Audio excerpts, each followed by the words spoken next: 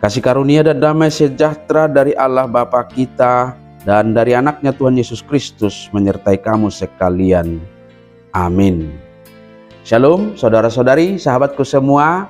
Di dalam nama Yesus Kristus Tuhan kita, firman Tuhan yang hadir menyapa kita hari ini, hari Kamis tanggal 26 Oktober 2023, tertulis dalam Injil Matius pasal 24 ayat 12 dan ayat 13. Mari saudara-saudariku kita simak dan renungkan firman Tuhan yang menjadi kekuatan dan inspirasi untuk menjalani hari ini. Demikian. Dan karena makin bertambahnya kedurhakaan, maka kasih kebanyakan orang akan menjadi dingin. Tetapi orang yang bertahan sampai pada kesudahannya akan selamat.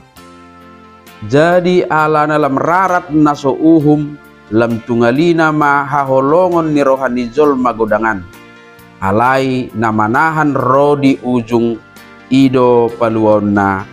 Demikian firman Tuhan. Sahabatku semua, di dalam nama Yesus Kristus, saat ini kita hidup di dalam dunia yang penuh godaan dan gangguan yang berpotensi membuat banyak orang meninggalkan iman mereka. Ketidaksetiaan, kebingungan, dan keraguan akan merajalela. Salah satu tanda yang disebutkan oleh Tuhan Yesus dalam nas hari ini adalah makin bertambahnya kedurhakaan yang berdampak pada kasih yang menjadi dingin. Keadaan yang dinyatakan oleh Tuhan Yesus sesungguhnya adalah sebagai tanda-tanda datangnya akhir zaman. Tetapi nyatanya saat ini kondisi itu sudah terlihat, di mana perubahan dalam nilai-nilai moral dan sosial di dunia yang akan menyebabkan orang menjadi lebih egois dan kurang peduli terhadap orang lain sudah terlihat. Apakah ini adalah tanda-tanda akhir zaman itu? Tidak seorang pun yang mengetahuinya.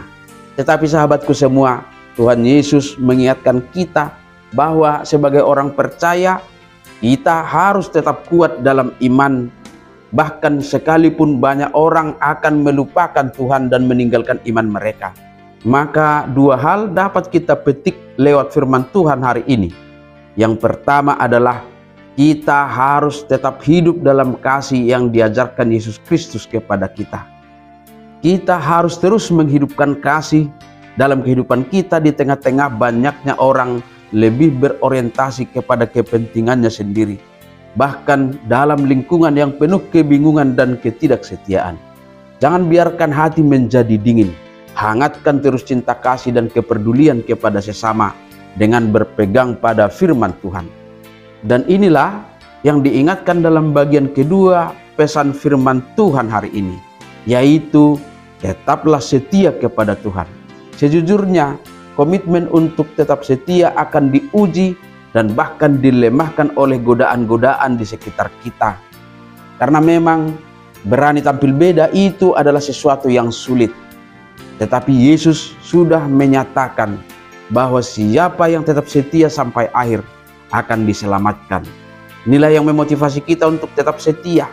Ketekunan dan kegigihan dalam mempertahankan iman, hidup dalam kasih dan kesetiaan kepada firman Tuhan tidak akan pernah sia-sia. Maka sahabatku semua, ingatlah bahwa di akhir segala sesuatu ada harapan dan janji keselamatan bagi mereka yang bertahan. Teruslah berpegang pada iman, peliharalah kasih, dan percayalah bahwa keselamatan akan menjadi milik yang tidak akan pernah bisa diambil oleh apapun dari kita sebagai umat pilihan dan orang-orang yang percaya kepada Yesus Kristus Tuhan kita. Amin. Selamat beraktivitas, Tuhan memberkati.